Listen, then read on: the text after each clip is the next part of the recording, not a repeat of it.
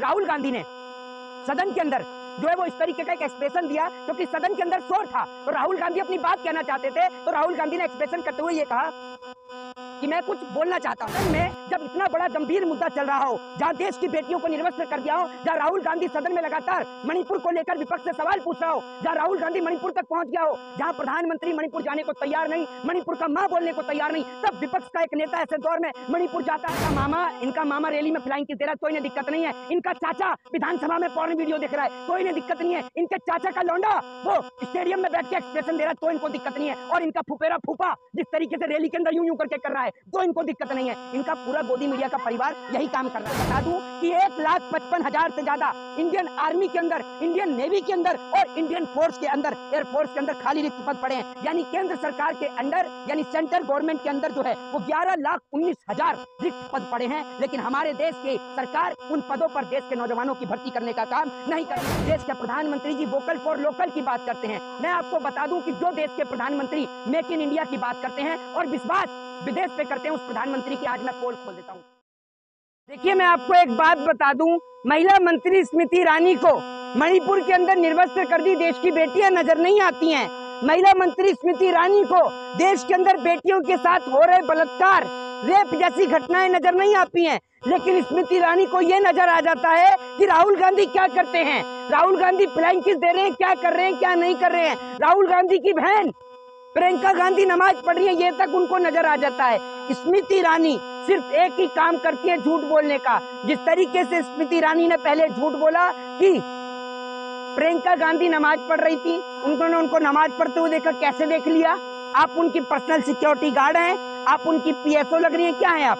दूसरी बात ये, राहुल गांधी ने सदन के अंदर जो है वो इस तरीके का एक एक्सप्रेशन दिया, क्योंकि सदन के अंदर शोर था तो राहुल गांधी अपनी बात कहना चाहते थे, तो राहुल गांधी ने एक्सप्रेशन करते हुए ये कहा कि मैं कुछ बोलना चाहता हूं। जी, स्मृति ईरानी का काम ही झूठ बोलने का, वरना आप दिखा दीजिए प्रियंका गांधी ने कब नमाज पढ़ी, बताइए ना आप मुझे, कब पढ़ी? स्मृति ईरानी का काम ही झूठ बोलने का है? देखिए, मैं आपको बता देता हूँ, पत्रकारों की कोई गलती नहीं है। जिस तरीके से स्मृति ईरानी खुलेआम दिन दहाड़े पत्रकारों को धमकाने का और डराने का काम करती हैं, इसीलिए पत्रकार उनके खिलाफ सवाल नहीं पूछता, तो इस बात में कोई दो राय नहीं है। मैंने देखा है कि उनके गृह राज्य के अंदर किस तरीके से स्मृति ईरानी पत्रकारों को धमकाने का और डराने का काम करती हैं। और मैं आपको बता दूं, जो आप बात कर रही है कि राहुल गांधी के फ्लाइंग किस के, देश के प्रधानमंत्री अपनी सभा में किस तरीके का एक्सप्रेशन दिखा रहे हैं, पूरे देश ने देखा है, वो आपके सामने भी है। किस तरीके से मुख्यमंत्री शिवराज सिंह चौहान, सुन लीजिए किस तरीके से मुख्यमंत्री शिवराज सिंह चौहान फ्लाइंग किस दे रहे हैं, आपने देखा होगा किस तरीके से। जी बिल्कुल आता है, क्यों नहीं आता? क्यों? एक बेटा अपनी माँ को दे सकता है, एक बेटा अपनी माँ को दे सकता है, एक भाई अपनी बहन को दे सकता है। राहुल गांधी सदन के अंदर, आप क्या समझ रही हैं? सदन में जब इतना बड़ा गंभीर मुद्दा चल रहा हो, जहां देश की बेटियों को निर्वस्त्र कर दिया हो, जहां राहुल गांधी सदन में लगातार मणिपुर को लेकर विपक्ष से सवाल पूछ रहा हो, जहां राहुल गांधी मणिपुर तक पहुंच गया हो, जहां प्रधानमंत्री मणिपुर जाने को तैयार नहीं, मणिपुर का मां बोलने को तैयार नहीं, तब विपक्ष का एक नेता ऐसे दौर में मणिपुर जाता है और सदन के अंदर, सुन लीजिए, सदन के अंदर मणिपुर को लेकर अपनी आवाज को उठाता है। तो आपको लगता है कि ऐसे में राहुल गांधी जब बेटियों की आवाज को उठा रहे हैं, महिलाओं की आवाज को उठा रहे हैं, उस वक्त पे क्या वो सदन में फ्लाइंग किस देंगे? ये बात तो खुद स्मृति ईरानी को बोलते हुए सदर शर्म भी आनी चाहिए कि वो सदन में किस तरीके के टॉपिक पे किस तरीके की बात कर रही हैं। असल में स्मृति ईरानी का उद्देश्य, चुप रहिए मैडम, मुझे पता है आपको बहुत तकलीफ हो रही है, दिक्कत मत लीजिए। आप जैसे पत्रकारों का एक ही इलाज है, जब ज्यादा जले तो लगाइए आप बर्नॉल, और बर्नॉल लगा के करिए आराम। अब चुप रहकर सुनिए। जी,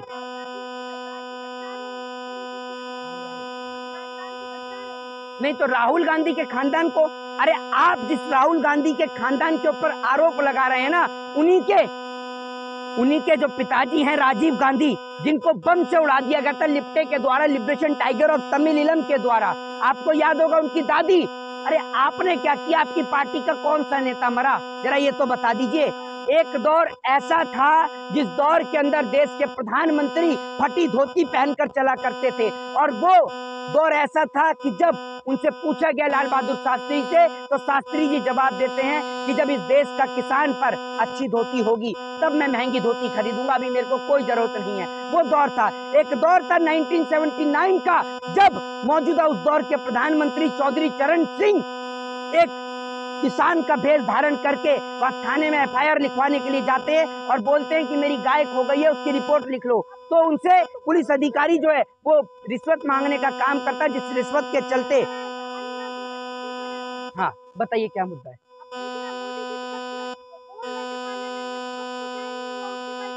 अरे देश के प्रधानमंत्री जी क्या बोलते हैं जरा मुझे बताइए पार्लियामेंट में, जिस तरीके से, अरे सुन लीजिए, प्रधानमंत्री की अगर पोल हमने खोलनी शुरू करी ना तो आपको भी समझ में आ जाएगा। जिस तरीके से देश के प्रधानमंत्री जी जिन तमाम चीजों पर विपक्ष जो पार्लियामेंट के अंदर बात कर रहे हैं, उन तमाम चीजों के काले चिट्टे मेरे पास में हैं। मैं आपको बता दूं कि इस देश के अंदर देश के प्रधानमंत्री जी ने व्हाट्सएप का ज्ञान नहीं पड़ता। व्हाट्सएप का ज्ञान पढ़ने के लिए, व्हाट्सएप का ज्ञान करने के लिए आप ही लोग हैं, मैं अपने घर से प्रॉपर पढ़ के आता हूँ। ये इतिहास का ज्ञान है जो तमाम न्यूज चैनल जो हैं, गोदी मीडिया, मैं आपको इनका सोर्स भी बता दूंगा, आपकी तरह सूत्र वाला सोर्स नहीं है इनका, ठीक है ना। मैं आपको बता देता हूँ, इस देश के अंदर 9,64,000 पोस्ट जो है वो सेंट्रल गवर्नमेंट के अलग अलग सिविल डिपार्टमेंट में खाली पड़ी हैं। जब देश के प्रधानमंत्री जी रोजगार के ऊपर पार्लियामेंट में बात कर रहे थे, तो मैं देश के प्रधानमंत्री को बता दूं कि 1,55,000 से ज्यादा इंडियन आर्मी के अंदर, इंडियन नेवी के अंदर और इंडियन फोर्स के अंदर, एयरफोर्स के अंदर खाली रिक्त पद पड़े हैं। यानी केंद्र सरकार के अंडर, यानी सेंट्रल गवर्नमेंट के अंदर जो है वो 11,19,000 रिक्त पद पड़े हैं। लेकिन हमारे देश की सरकार उन पदों पर देश के नौजवानों की भर्ती करने का काम नहीं कर रही है। और जब देश के नौजवान रोजगार की बात करते हैं तो रोजगार मेले की बात की जाती है।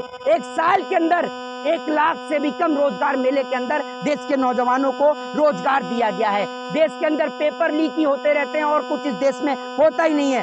और देश की बात, मुद्दे की बात बता रहा हूँ, देश के प्रधानमंत्री सदन के अंदर खड़े होकर एक चीज की बात करते हैं और बड़ी तेजी के साथ, जोर शोर के साथ देश के प्रधानमंत्री जी जो है वो बोलने का काम करते हैं। और देश के प्रधानमंत्री बोलते हैं मेक इन इंडिया के कॉन्सेप्ट से देश की मौजूदा सरकारों को दिक्कत हो रही है। इनको देश के प्रधानमंत्री जी वोकल फॉर लोकल की बात करते हैं। मैं आपको बता दूं कि जो देश के प्रधानमंत्री मेक इन इंडिया की बात करते हैं और विश्वास विदेश पे करते हैं, उस प्रधानमंत्री की आज मैं पोल खोल देता हूं। नई पार्लियामेंट के लिए मैं आपको बता दूं कि 20,000 किलो ऊन जो है वो कारपेट बनाने के लिए, पार्लियामेंट के लिए बता रहा हूं मैं आपको, पार्लियामेंट में बता रहा हूं। ये झूठ देश के प्रधानमंत्री ने पार्लियामेंट में बोला है, ये झूठ देश के प्रधान, ये जवाब नहीं है। सोच कर देखिए इस देश के पत्रकार अपना स्तर कितना नीचे स्तर तक गिरा चुके हैं। और मैं आपको बता दूं, सुन लीजिए, और आपको दिखाऊं इन पत्रकारों का लेवल, और दिखाऊं नीचे का लेवल, अब दिखा देता हूं। देश का कौन सा स्तंभ है पत्रकारिता? दूंगा जवाब, मैं दूंगा, मैं जवाब दूंगा, आपका जवाब दूंगा। जरा ये बताइए पत्रकारिता का कौन सा स्तंभ है? कौन सा स्तंभ है बताइए? हैं 4 स्तंभ कौन कौन से, जरा नाम बताइए यहाँ खड़ी होकर बताइए, हैं मत करिए। अरे मैं अभी आपको जवाब दूंगा। आज से मोहित शर्मा बोलना छोड़ देगा अगर ये पत्रकार, गोदी मीडिया का दलाल पत्रकार अगर मुझे ये बता दे कि देश के 4 स्तंभ कौन से हैं। इन्होंने इस देश में महंगाई, बेरोजगारी, शिक्षा, अशिक्षिता, महंगाई, महिलाओं का मुद्दा सब गायब कर दिया। ये दलाल पत्रकार, 2 कौड़ी के पत्रकार, जिन्हें ये नहीं पता कि देश के 4 स्तंभ कौन से हैं। राहुल गांधी ने, सुन लीजिए, पार्लियामेंट के अंदर उन्होंने ऐसे करके एक्सप्रेशन किया था, ये देख लीजिए, और फ्लाइंग किस ऐसे होती है, देख रहे हैं। राहुल गांधी ने ऐसे कर ऐसे बोला था कि मैं अपनी बात को रखना चाहता हूं। और अब 2% के गोदी मीडिया वाले जरा ये बता दें कि देश के 4 स्तंभ कौन से हैं। नहीं पता आपको? अरे बता तो दीजिए, बता तो दीजिए। शिवराज सिंह चौहान भी फ्लाइंग किस दे रहे हैं, वो भी आपका पड़ोसी, आपका रिश्तेदार है, आपका मामा फ्लाइंग किस दे रहा है खुलेआम। तब नहीं दिख रहा जब इनका मामा फ्लाइंग किस दे रहा है। और सुन तो लो, इनका मामा रैली में फ्लाइंग किस दे रहा है तो इन्हें दिक्कत नहीं है। इनका चाचा विधानसभा में पॉर्न वीडियो देख रहा है तो इन्हें दिक्कत नहीं है। इनके चाचा का लौंडा वो स्टेडियम में बैठ के एक्सप्रेशन दे रहा है तो इनको दिक्कत नहीं है। और इनका फुफेरा फूफा जिस तरीके से रैली के अंदर यूं करके कर रहा है तो इनको दिक्कत नहीं है। इनका पूरा गोदी मीडिया का परिवार यही काम कर रहा है। हाँ, एक गाना आपने सुना होगा, एक आपने गाना सुना होगा कि तेरी मम्मी, तेरे मामा, तेरी जामनगर वाली नानी, तो उसमें एक चीज ऐड कर दो, सबके सब चोर हैं, ये सबके सब चोर हैं। यही है इस देश की कहानी कि इस देश कहानी जवाब क्या है? जवाब यही है कि राहुल गांधी सदन में शोर मच रहा था तो अपनी बात को कहना चाहते थे, इसलिए राहुल गांधी ने ये एक्सप्रेशन। हाँ हाँ, राहुल गांधी को तो बराक ओबामा चुन के लाया है ना, उनको तो जनता ने नहीं चुना राहुल गांधी को, है ना। स्मृति ईरानी इकलौती चुनकर आई हैं। इतनी समझदार हैं स्मृति ईरानी, इतनी समझदार हैं कि एक का पति गायब कर दिया। बोलना नहीं चाहिए मुझे ये बात को। मैं हैं? अच्छा, देश की महिला खुश है? कैसे खुश है देश की महिला? हाँ बताइए स्मृति ईरानी की। और किसी महिला को जनता ने नहीं चुना। वहाँ हेमा मालिनी भी बैठी थी, वहाँ हेमा मालिनी भी बैठी थी।